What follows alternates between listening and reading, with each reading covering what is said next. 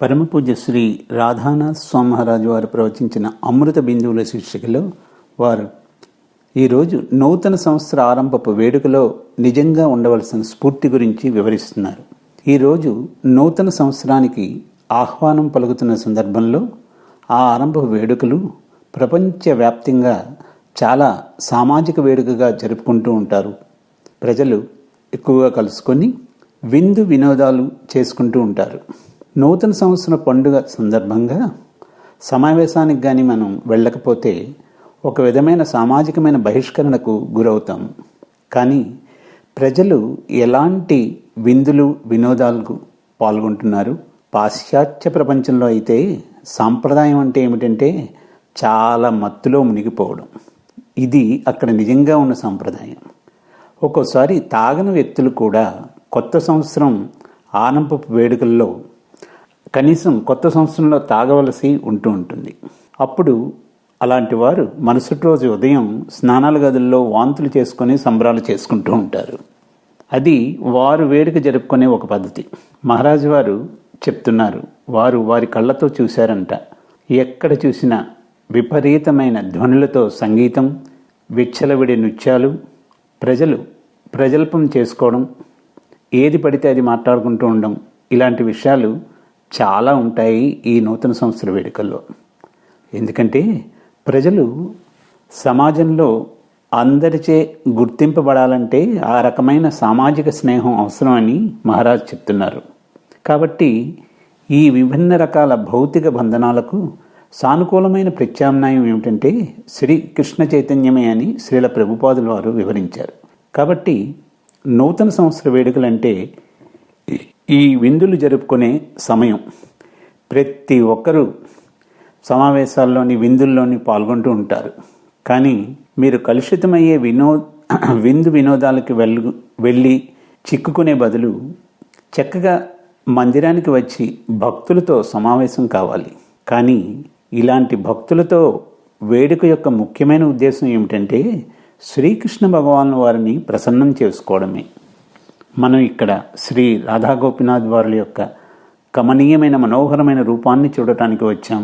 శ్రీ భగవద్గీత యథాతథంలో ఉన్న చక్కని బోధనలు వినడానికి మనం కలుసుకున్నాం. మనం నృత్యం చేస్తున్నాం, చక్కగా పాడుకుంటున్నాం, చప్పట్లు కొడుతూ నృత్యం చేస్తూ ముఖ్యంగా సానుకూల ప్రత్యామ్నాయం అనే మత్తులో పడటానికి ఇక్కడకు మందిరానికి వచ్చాం.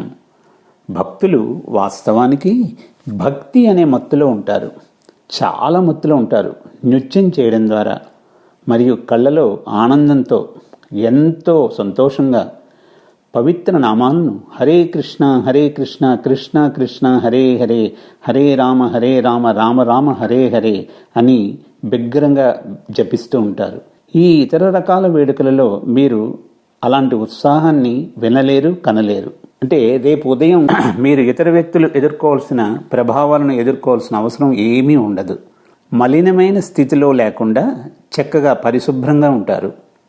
నూతన సంవత్సరం యొక్క నిజమైన స్ఫూర్తిని, అర్థాన్ని గురించి ఆలోచించడం చాలా చక్కని విషయం.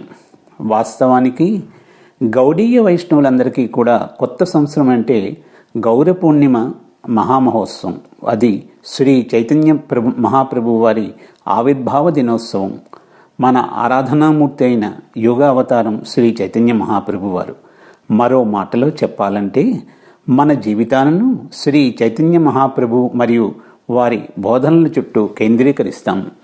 ఇది సక్రమమైన కొత్త సంవత్సరం తాలూకా ఆలోచన. అంటే శ్రీ చైతన్య మహాప్రభు వారి జీవితం మరియు బోధనల చుట్టూ కేంద్రీకరించడం ద్వారా సంవత్సరం మొత్తం నిజంగా ఎంతో అద్భుతంగా ఉంటుంది.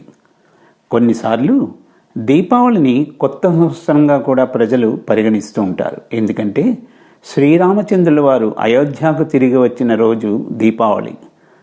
అటువంటి వేడుక దీపాల ఉత్సవం, పండుగ. సాంప్రదాయకంగా ప్రజలు దానినే కొత్త సంవత్సరం అని భావిస్తారు. అంటే శ్రీరామచంద్రుల వారి చుట్టూ మరియు వారి బోధనల చుట్టూ సంవత్సరపు జీవిత పునాదిని నిజంగా కేంద్రీకరించడం అనేది మన జీవితం.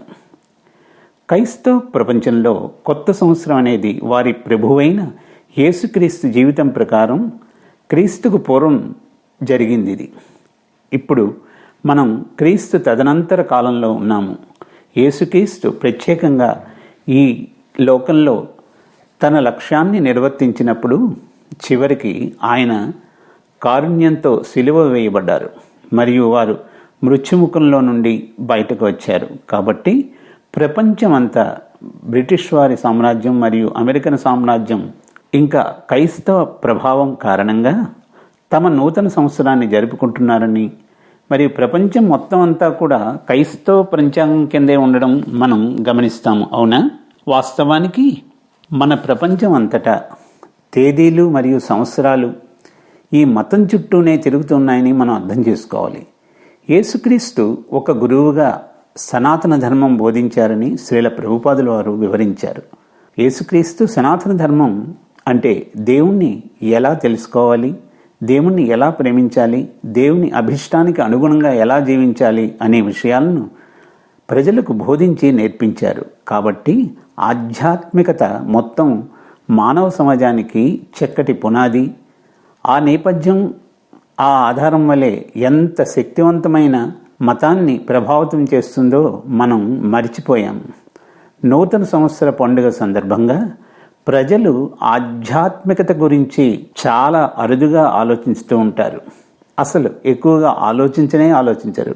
కానీ భక్తులుగా మనం ఆధ్యాత్మికత విషయంలో రకరకాలుగా ఆలోచించవచ్చు.